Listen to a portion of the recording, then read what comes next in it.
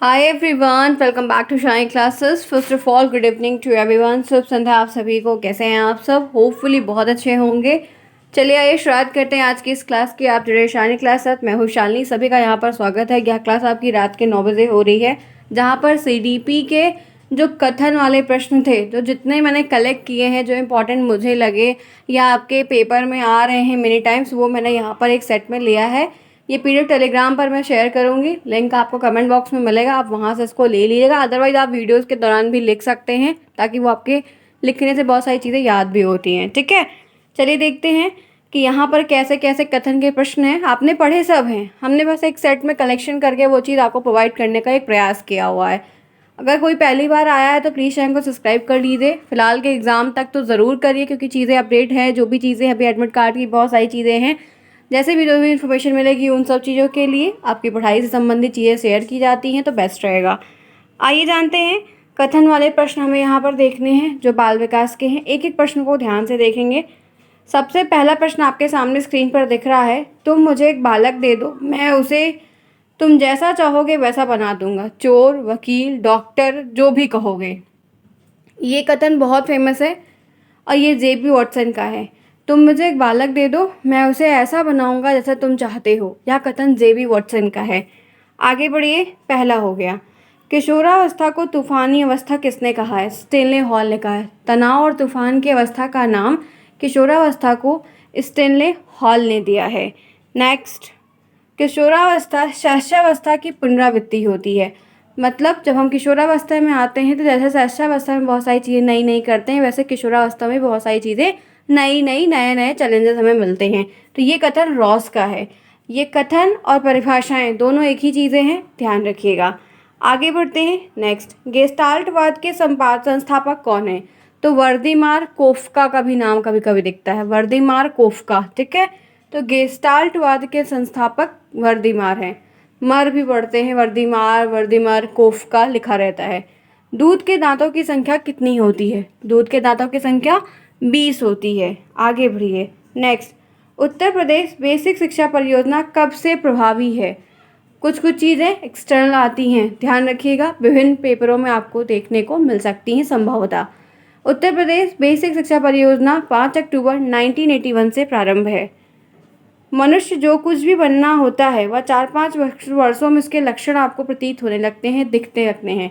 यह कथन फ्रायड साहब का है कि मनुष्य को जो कुछ भी बनना होता है आगे अपने भावी भविष्य में, उसके वो चाल चलन चीज़ें आपको 4-5 वर्षों में ही झलकती हैं, दिखती हैं, जिससे हम ये चीज़ अनुमान लगा लेते हैं। तो यह कथन फ्रायड साहब का है। इनका पूरा नाम सिगमंड फ्रायड है। आगे बढ़िए। नेक्स्ट। जीवन के प्रथम 2 वर्ष में बालक अपने भावी जीवन का शिलान्यास करता है।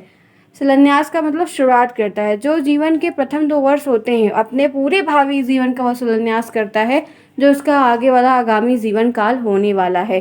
तो ये स्टैंग महोदय ने कहा है। किसने कहा है? स्टैंग महोदय का यह कथनीय प्रश्न है। आगे बढ़ते हैं इसी के साथ। नेक्स्ट प्रश्न।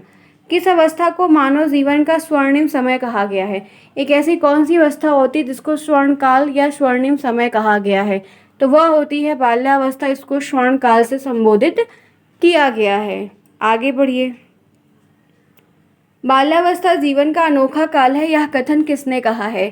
बाल्यावस्था अनोखा काल है जीवन का, कथन किसने कहा है? तो कोल एवं बुश ने कहा है। आगे बढ़िए इसी के साथ। नेक्स्ट प्रश्न देखिए। सारे के सारे मोस्ट इम्पॉर्टेंट क्वेश्चंस हैं। आपको कथन के प्रश्न आते हैं, वो इस बार आएंगे या नहीं एक एजम्पशन है। आएंगे तो वेल एंड गुड, नहीं आएंगे तो और अच्छा है। हम लोग फिर जो भी प्रश्न आएंगे वो कर लेंगे, और ये आप नोट डाउन करके रख लीजिए, आपके टेट में बहुत आपको काम आएगा। नेक्स्ट देखिए। बालक के हाथ पैर नेत्र उसके शुरुआती प्रारंभिक शिक्षक होते हैं। यह कथन किसका है? तो ये रूसो साहब का है। जो उसके हाथ पैर होते हैं, नेत्र होते हैं, वो उसके शुरुआत के शिक्षक होते हैं। क्योंकि आप अपने हाथ आँख को चीज़ें कैसे के शिक्षक है। जब आप गाड़ी चलाते हो तो आप देखते हो कि कोई चीज़ होती है तो आपका हाथ तुरंत इतना सेंस, आपका दिमाग लगता है सेंस से, नर्वस सिस्टम के थ्रू आपको हाथ पे कंट्रोल जाता है कि ब्रेक लगाना है। आप अपने मुंह से नहीं चिल्लाते, तो ब्रेक ब्रेक ऐसा नहीं चिल्लाते, वो तुरंत होता है ना। तो आपका ये एक्टिव ऑर्गन है। तो यही आपको शुरुआती शिक्षक होता है, जिसको हम कहते हैं। गर्म चीज़ को एक बार बच्चे को छुआ दो, अरे गर्म है, दोबारा नहीं छुएगा वो, तो उसको हाथ में वो चीज़ उसको हो जाती है। तो यही चीज़ उसके शुरुआती शिक्षक होते हैं। आगे बढ़िए। 20वीं शताब्दी बालक की शताब्दी है, यह किसने कहा है? बहुत आता है। तो ये क्रो एंड क्रो साहब ने कहा है कि 20वीं शताब्दी, 20वीं सेंचुरी जो है वो बच्चों की सेंचुरी है। आगे बढ़िए। सीखने का अनोखा काल, शैशवावस्था। सीखने का एक अनोखा काल, अदृश्य काल, शैशवावस्था। जीवन का अनोखा काल, बाल्यावस्था। दोनों में फ़र्क है, इसीलिए मैंने साथ साथ लिया, आप कंफ्यूज ना हो। क्लैरिटी के साथ चीज़ों को अपने माइंडसेट में लेकर चलिए, ठीक है, अन्यथा आप परेशान रहेंगे। नेक्स्ट आइए। गिरोह वाली अवस्था, गैंग एज, बाल्यावस्था को बच्चे ग्रुप में चलते हैं, नेता बनते हैं, प्रवृत्ति आती है लीडरशिप बनने की। बालक का मस्तिष्क एक कोरा स्लेट है, कोरी स्लेट है, खाली कागज होता है। किसने कहा है? प्लेटो साहब ने कहा है कि बालक का जो मस्तिष्क होता है वो एक कोरी स्लेट है, कोरी खाली स्लेट के समान है, प्लेटो साहब ने कहा है। बालक का मस्तिष्क कोरा कागज है, किसने कहा है? जॉन लॉक ने कहा है। दोनों साथ में लिया, क्यों? क्योंकि दोनों आते हैं और आप कंफ्यूज हो जाएंगे, ठीक है, ध्यान रखिएगा। आगे बढ़िए। बालक का मन कोरा कागज होता है, किसने कहा है? रूसो ने कहा है। एक ही चीज़ की डिफिनीशन, एक में कोरा स्लेट, एक में कोरा मस्तिष्क का कोरा कागज, एक में मन का कोरा कागज। छोटी छोटी सी चीज़ें हैं जो हाईलाइट की, ये मैंने अपनी टेट की पढ़ाई के दौरान के नोट्स में से वहाँ से लेकर PDF को बनाया, तब मैं आपको ये दे रही हूँ, इसीलिए मुझे वक्त लगा उसको खोजने में, क्योंकि कॉपी इधर उधर है, ठीक है। तो ध्यान रखिएगा, तीनों साथ में हैं और तीनों का अलग अलग है।